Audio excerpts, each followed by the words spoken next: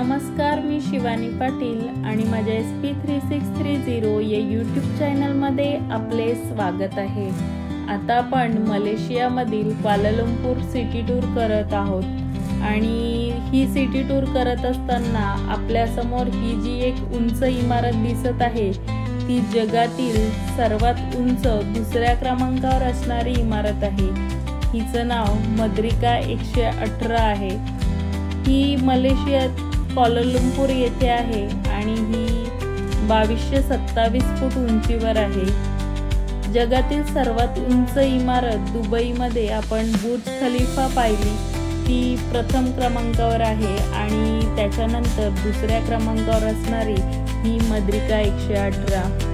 इमारतीचं निरीक्षण डेक आणि इतर वैशिष्ट्यांसह सार्वजनिकरित्या आपल्याला खुली नाही, परंतु याच्या आतमध्ये अजूनही बांधकाम सुरू आहे। त्याच्यामुळे इथे पर्यटकांना आतमध्ये एंट्री नाहीये। जर तुम्ही 2025 नंतर या ठिकाणी जात असाल तर तुम्हाला या ठिकाणावरील निरीक्षण डेक पाहायला मिळेल। आणि आता आपण क्वालालंपूरमधील या चौकात आलो आहोत, म्हणजे ते मद्रिका स्क्वेअर या ठिकाणी आलो आहोत। या ठिकाणाला दातारन मद्रिका म्हणून सुद्धा ओळखलं जातं।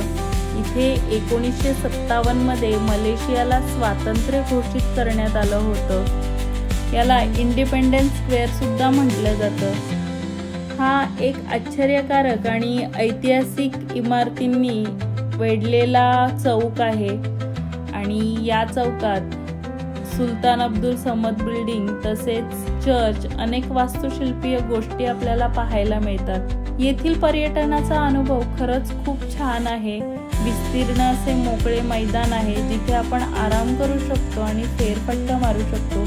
परंतु इथे भेट देण्यासाठी आपण संध्याकाळी या, कारण येथील दृश्य आणखी आश्चर्यकारक आणि सुंदर दिसते। आम्ही दुपारी आल्यामुळे आम्हाला थोडा उन्हाचा त्रास झाला, त्याच्यामुळे मी तर तुम्हाला शिफारस करेन की तुम्ही संध्याकाळी या। सार्वजनिक सुट्ट्या किंवा मोठ्या उत्सवांच्या काळात येथे बरीच गर्दी पाहायला मिळते।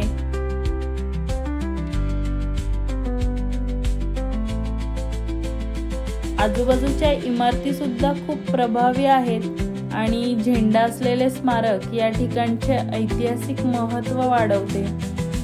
शेजारी एक छोटासा कारंजा आहे। जर तुम्ही क्वालालंपूरमध्ये भेट देत असाल तर या इंडिपेंडन्स स्क्वेअर म्हणजेच मद्रिका स्क्वेअरला नक्की भेट द्या।